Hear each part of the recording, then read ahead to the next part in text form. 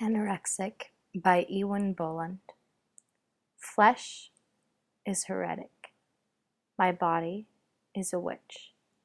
I am burning it. Yes, I am torching.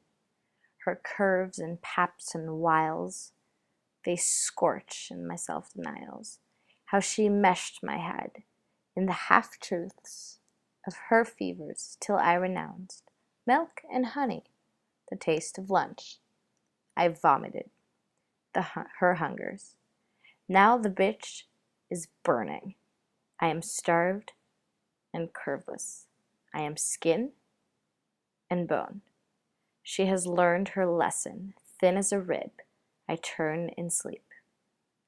My dreams probe a claustrophobia, a sensuous enclosure. How warm it was and wide, once by a warm drum, once by the song of his breath, and in his sleeping side, only a little more, only a few days, sinless, foodless, I will slip back into him again, as if I have never been away.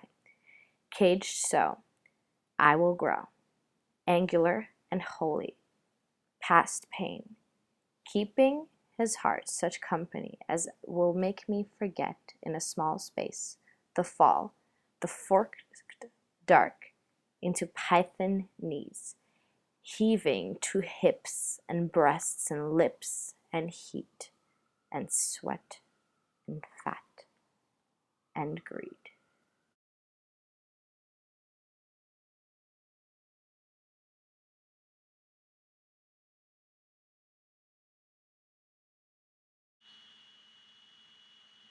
Anorexic by Ewan Boland. I chose to recite this poem in a certain way that really expressed the feel of it. The poem is very dark and dreary. It shows the person's past and or present struggle with an eating disorder.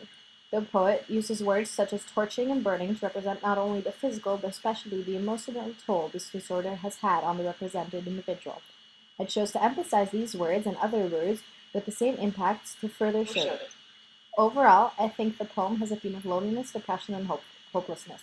The feeling of the disease and the actions taken get described to us, but when things such as I will slip back into him get written, we can see that the protagonist has no sense of hope and does not think they can fight this disease and recover from it. It is hard to understand the situation this person is in, but I think the poet does an excellent job of trying to represent these feelings and succeeds in giving us a feel of what is going on in this person's mind.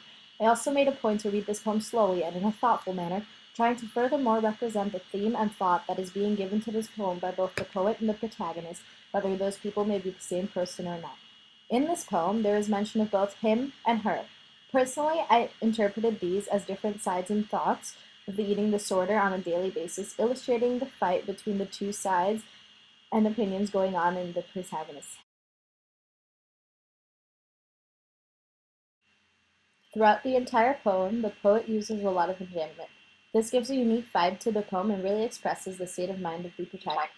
The enjambment is definitely used mostly when the poet is listing facts and their feelings. How she messed my head in the half-truths of her fevers, so I renounced milk and honey, the taste of lunch. Another few examples of the use of enjambment in this poem.